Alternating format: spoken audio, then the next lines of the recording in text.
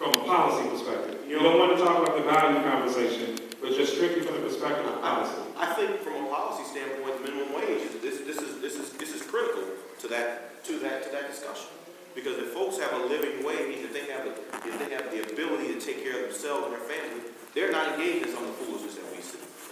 When you have a good job and you are providing for your family, you are taking care of your family. This is critical to violence prevention in my opinion. That coupled with a high quality education. Our state's constitution calls for us to provide a high quality education. That's part of the reason why, as we have these discussions about maintaining the current tax levels, that's why that discussion is so critical. If you do not maintain the current tax levels, you're going to see a budget, the governor just proposed a budget about a month ago, that if we had to go back to previous tax levels, you're going to see about $1 billion in cuts to education. Imagine what that's going to do to education in the state of Illinois. Imagine what several $1 billion in cuts will do to our healthcare system. We've got some really tough decisions to make, but I think when you start talking about providing someone with the ability to care for themselves and their families, to be educated, you're going to see us stem under the tide of the violence that's going on. But it also, it's not just, let me say this, it's not just government either. It's all of us as a community. It's the faith community, it's government, it's business, it's civic organizations. It's all of us collectively working together. Government is not going to legislate or make policies out of this issue. We're going to have to get involved, and as we see young men or young women stand on the corner, we're going to have to engage them. We have to give them a reason to understand that tomorrow's coming. If you allow it, we got to make sure they understand their choices before they even give up their chances. So we've got to make sure that we're engaging. So that's one of the reasons I'm here tonight, and I want to encourage all of us. If you have not signed up, please sign up. And I would encourage you also to sign up. Visit my website, replgsims34.com. Sign up for we have advisory committees. We have our e-newsletter where we keep individuals informed about things that are going on in state government, city government, county government. You engage us. Engage elected officials. That's Reverend, you mentioned that earlier. We want to have that. We want to have that engagement with you because I am only as effective as my constituents need. And I need to hear from them to know what it is that they want. Since you brought up the education Sure. and how it fits into providing security and safety, is it fair to merely leave the educational funding by law as it is based on the property tax, or is it fairer to revamp the whole system so that Chicago would be able to provide the same quality of education as some of the northern suburbs? President, it's nice if I could just jump in, and before we get to that question, I think a more appropriate question. Representative Sims is one of the sponsors for one of the pieces of legislation we have in terms of elected school board. And so he's a lead sponsor. And so what I want to do is give him an opportunity, because that's another one of the issues that we're on the ground fighting for. We don't necessarily believe that the school board should just be a rubber stamp for the mayor, just consistently closing and turning around our schools. So we've been on the ground fighting and advocating for an elected school board, and Representative Sims is the lead sponsor for that particular legislation. So I think it's more appropriate to address that question. Absolutely. That's one we have been fighting for, fighting with members inside of Chicago and outside of Chicago about where we go and how we get to an elected school board in Chicago.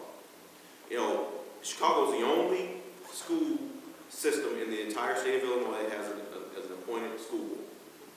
So you have the school board making decisions, and they're not accountable to parents, not accountable to the community. They're only accountable to the individual who appoints them, who is the mayor. And for the mayor, we can only hold him accountable for the decisions that are made. He or she accountable for the decisions that are made every 4 years.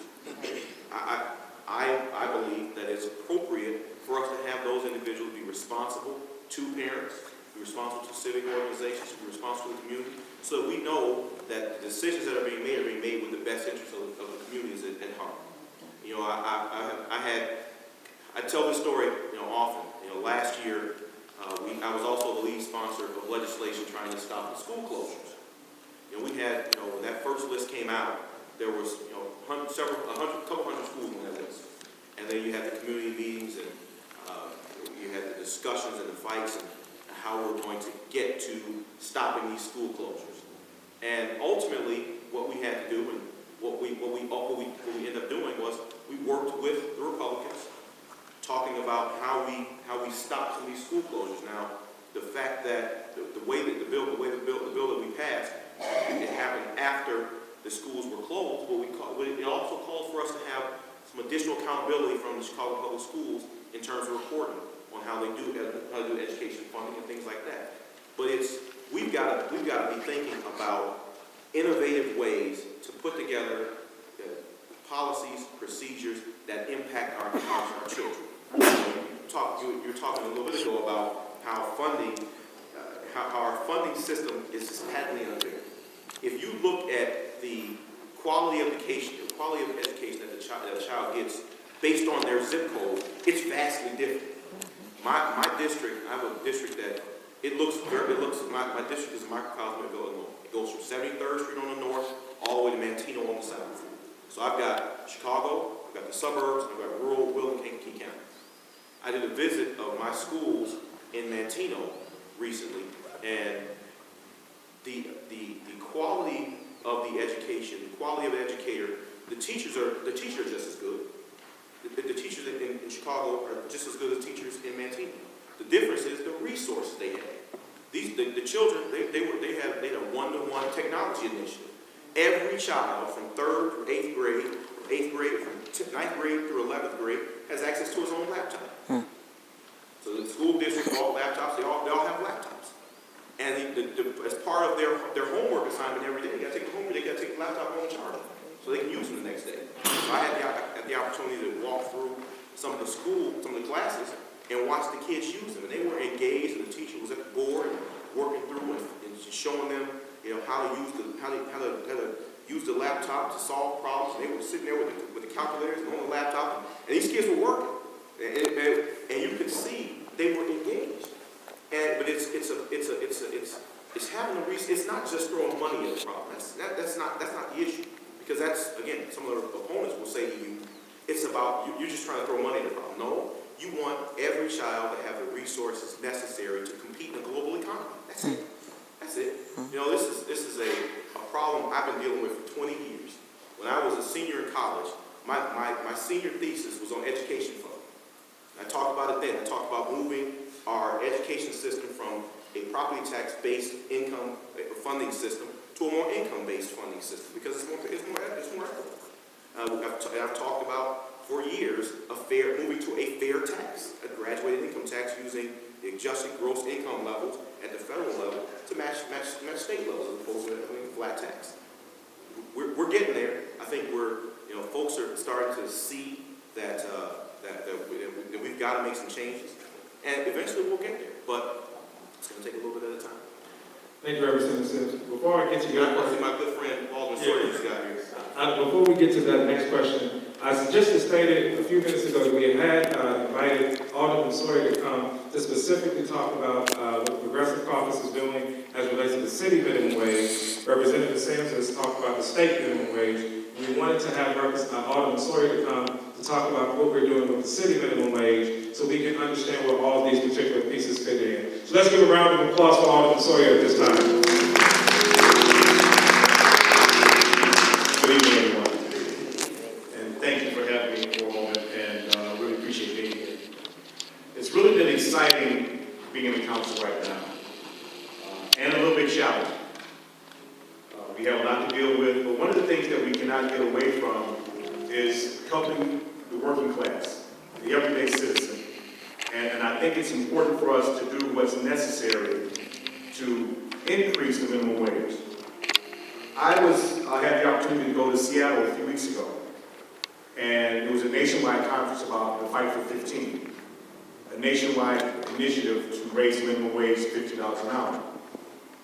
You'd be surprised how many people all over the country are working and fighting for this. And maybe you're not, but it's very encouraging to see people of all races, faiths, get together and understand that this is far too important. Our minimum wage has not been raised in, I don't know how many years? It's been several years. The state has done some things, and I really appreciate what they're doing now under the leadership of Governor Quinn. And I know my good friend right here, LG Sims, has been an active participant in this.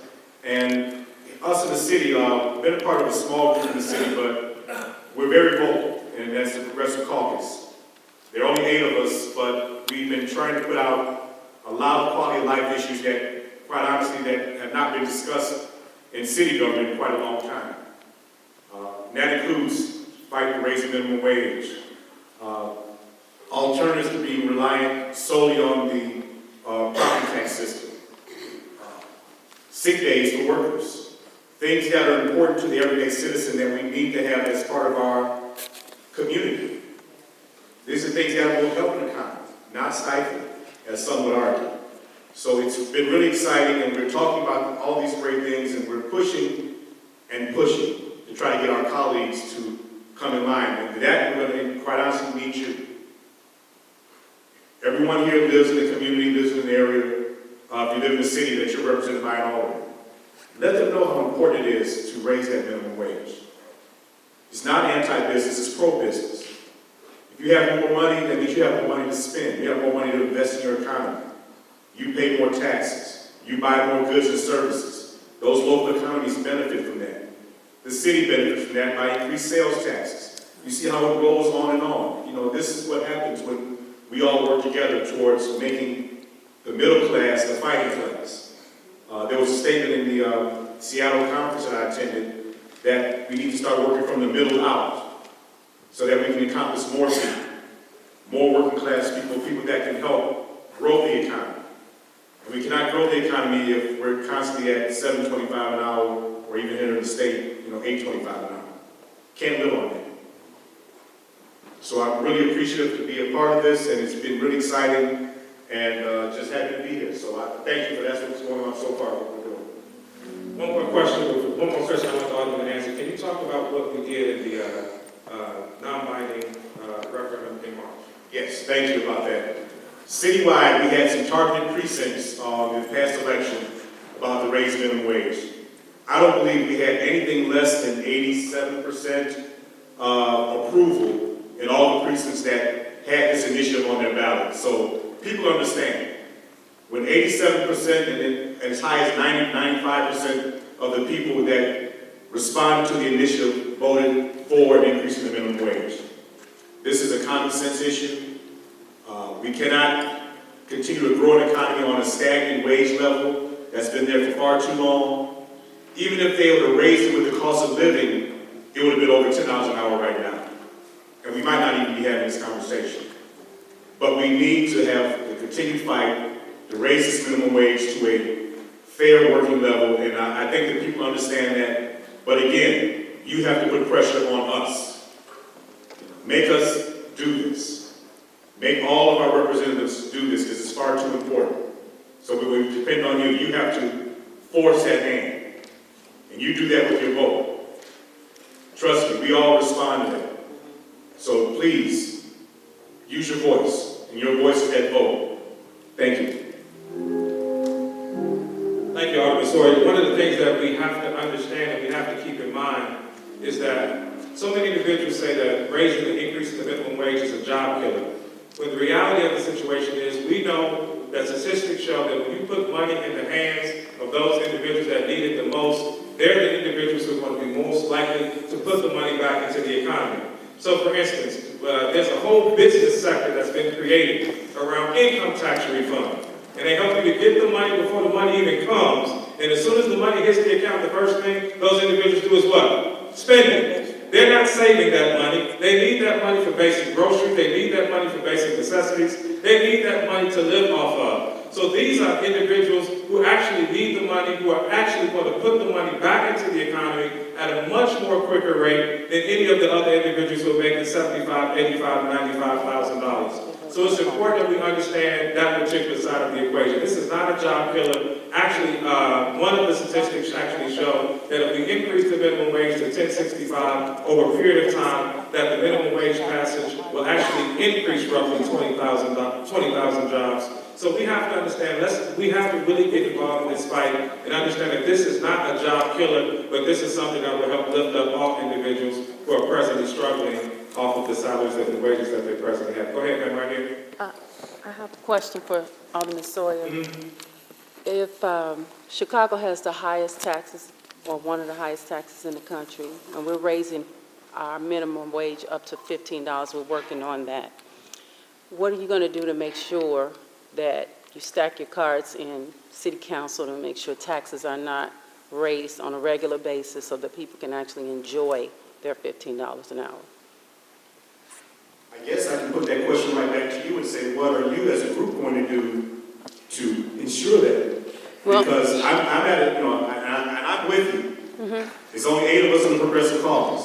I need 26 votes to pass anything in city council. okay.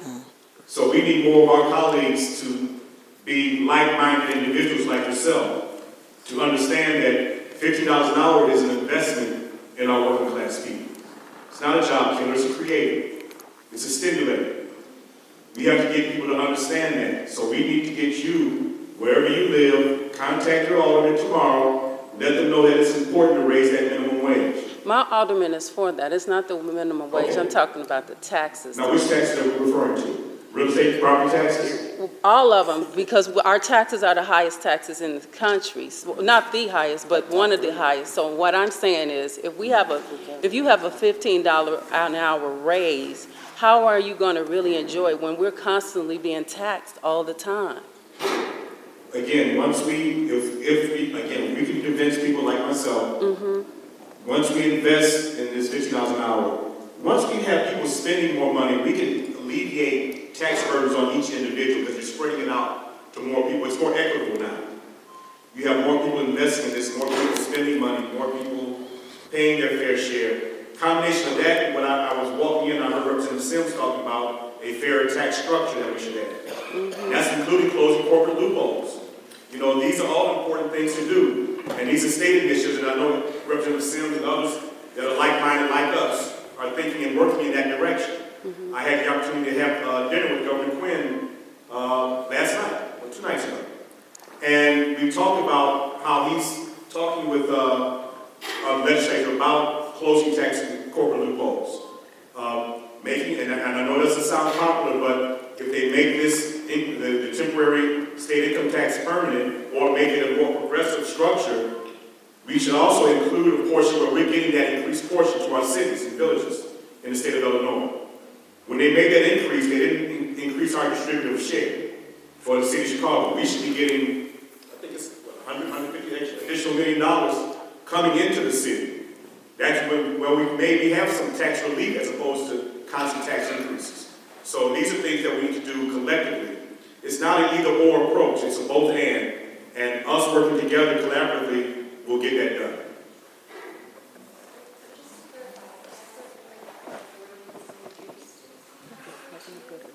Hold on, one question. I was getting kind of late, it's 7:50, and I don't want to get stuck here. But at this time, I'm going to ask Reverend Jesse Lee if he would come at this time. He's the assistant pastor of St. Luke Baptist Church, and he's going to offer a prayer for our city minimum wage campaign.